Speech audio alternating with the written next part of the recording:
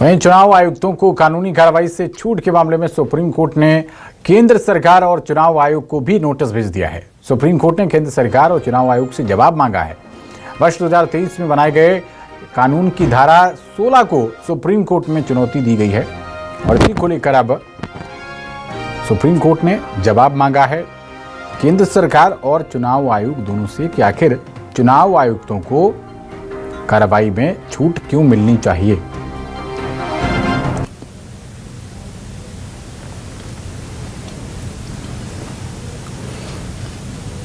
कानूनी कार्रवाई की छूट पर सुप्रीम कोर्ट सख्त होता हुआ नजर आ रहा है और इसी के चलते अब नोटिस भेजा गया है केंद्र सरकार को भी और चुनाव आयोग को भी।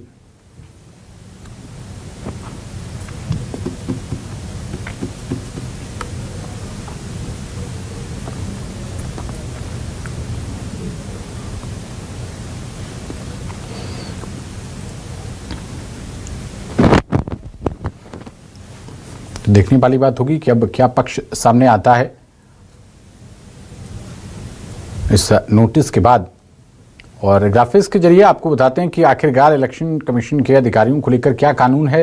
वर्ष 2023 में कानून में संशोधन किया गया था। मुख्य चुनाव आयुक्त और चुनाव आयुक्तों को संरक्षण दिया गया। पद पर रहते हुए उनके खिलाफ मुकदमा दर्ज नहीं किया जा सकता है, ये कानून बनाया गया है।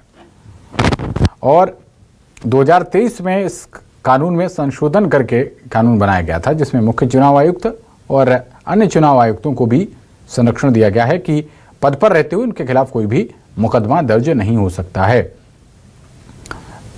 तो इसको लेकर अब याचिका दाखिल की गई है। याचिकाकर्ता ने दलील दी है कि इतनी बड़ी छूट संविधान बनाने वालों ने भी जजों को भी नहीं दी, तो संसद चुनाव आयुक्तों को इतनी बड़ी छूट कैसे दे सकता है। इसी वजह से इस कानून को अब चुनौती दी गई है। सुप्रीम कोर्ट ने क्या कहा है ये भी आपको बताते हैं। इस मुद्दे को गंभीरता से देखना चाहता है सुप्रीम कोर्ट और केंद्र और चुनाव आयोग को इसी बाबत सुप्रीम कोर्ट ने नोटिस भेजा है। अब अदालत यानी कि सुप्रीम कोर्ट तय करेगी कि ये प्रावधान संविधान के मुताबिक है अथवा नहीं है।